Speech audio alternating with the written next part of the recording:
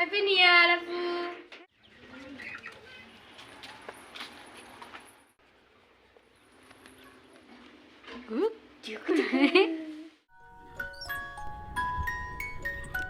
আসসালামু আলাইকুম। সবাইকে নতুন বছরের শুভেচ্ছা জানিয়ে শুরু করতে যাচ্ছি আমার করা প্রথম ভ্লগ। নতুন বছরে নতুন করে নিজের ডেইলি রুটিনটা সাজাতে চাচ্ছি। নিজের মধ্যে কিছু পরিবর্তন আনা দরকার, নিজেকে একটু গোছানো দরকার। যে কাজগুলো করব করে করা হয়নি, সে কাজগুলো আমি এবছর করতে চাই।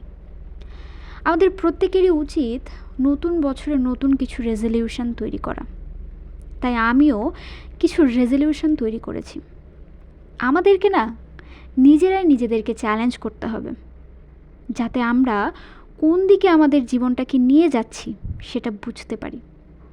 তাই চলো এবছর অন্যরা কি করছে সেদিকে ফোকাস না করে আমরা নিজেদের উপর ফোকাস করি, যাতে করে তুমি যখন জীবনে কিছু করতে পারবে তখন অন্যরা যেন তোমায় ফোকাস করে। তো চলো আজকের দিনটা শুরু করা যাক।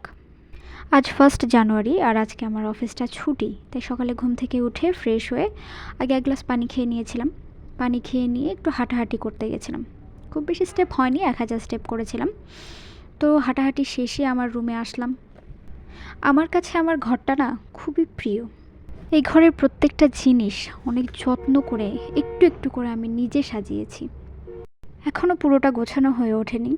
সব কিছু সুন্দর করতে চাইলে তো একটু সময় লাগবেই। এটাও আস্তে আস্তে হবে। একদিনে হবে না, কিন্তু একদিন সব হবে। তো রুমে এসে ফ্রেশ হয়ে আমি একটু পড়তে বসেছিলাম। পড়ছিলাম অ্যাটমিক হ্যাবিটস বইটি। এটা একটা আত্ম উন্নয়নমূলক বই। সকালের শুরুতে এমন একটা বই পড়লে সারাদিন মোটিভেট থাকা যায়। আমি এবছর চেষ্টা করব প্রতিদিন 10 পৃষ্ঠা বই পড়ার। এই বইটা আমি 1 বছর আগে নিয়েছিলাম, তখন থেকে অল্প অল্প করে পড়ছি। এই বইটার রিভিউ অনেক ভালো। এটা আপনাকে শেখাবে কিভাবে খারাপ অভ্যাসগুলো বাদ দিয়ে ধীরে ধীরে ভালো অভ্যাসগুলো শেখা যায়। আমি মূলত চেষ্টা করি সকালের শুরুতে এমন বইগুলো পড়ার, যাতে আমি সারা দিন মোটিভেট থাকতে পারি। এই বই থেকে আপনাদের এক লাইন শোনাই।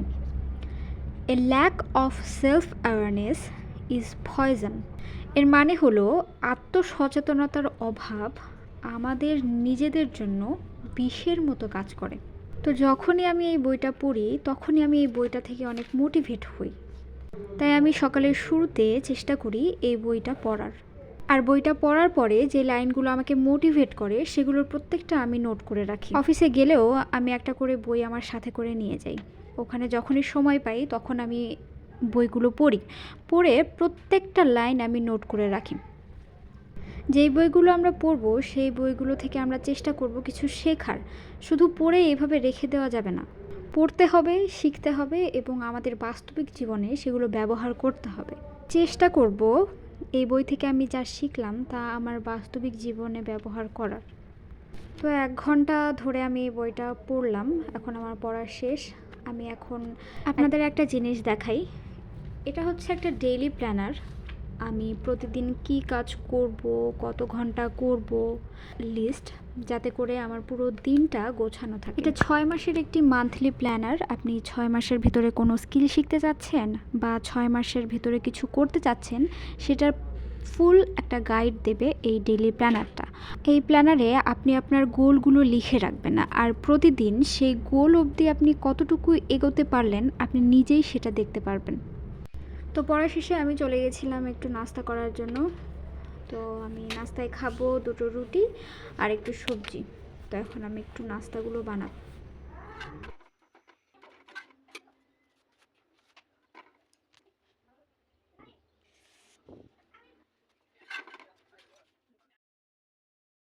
তো আমার খাবার রেডি। এখন আমি খাওয়া দাওয়া করে আমার গাছগুলোকে একটু পানি দেব। এগুলো আমার মানি প্ল্যান্টের গাছ, আর এটা স্নেক প্ল্যান্ট। আমি অনেক দিন আগে একটা শুধু পাতা নিয়ে এসে রেখেছিলাম, ওটা এখন বড় হয়ে গেছে। তো গাছগুলোকে পানি দেব, অনেক দিন পানি দেওয়া হয় না। আমাদের সবারই উচিত গাছ লাগানোর, আর নিজেদের সাথে সাথে গাছেরও যত্ন নেওয়া দরকার। হ্যাপি নিউ ইয়ার আপু। Thank you, happy new year. Thank you. এই গতনু গতনু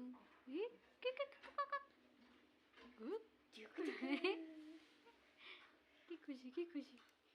এখানে আমার মামাতো বোন আর আমার ভাগ্নে এসেছিল, ওরা আমাকে হ্যাপি নিউ ইয়ারের উইশ করে গেল। তো এখন আমি একটু ঘোরাঘুরি করা শেষে এখন গোসল করব। গোসল শেষে খাওয়া দাওয়া করে আমি বিকালে একটু আর্ট করতে বসছিলাম। তার মধ্যে আমার বোনেরা এসে জোরাজোরি আমাদেরকে সাজিয়ে দাও, তো ওদেরকে সাজিয়ে দিয়ে আমরা একটু সরিষা ফুলের খেতে গেছিলাম। ওখানে গিয়ে ওদের অনেকগুলো ছবি তুলে দিলাম। কত সর্ষে ফুল, অনেক সুন্দর। আমাদের বাসার সামনে অনেক জমি আছে, অনেক বড় বড় জায়গা মিলে জমি, তো ওগুলাতে ধান চাষ হয়, সব রকমের ফসল চাষ করা হয়। আর তো এখন শীতকাল, তো এখন সর্ষে ফুলের চাষ হচ্ছে। তো ছুটির দিনটা আমার এইভাবেই কাটলো।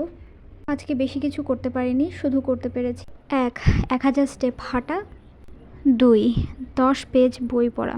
আজ তবে এটুকুই। সবাই ভালো থাকবেন। আল্লাহ হাফেজ।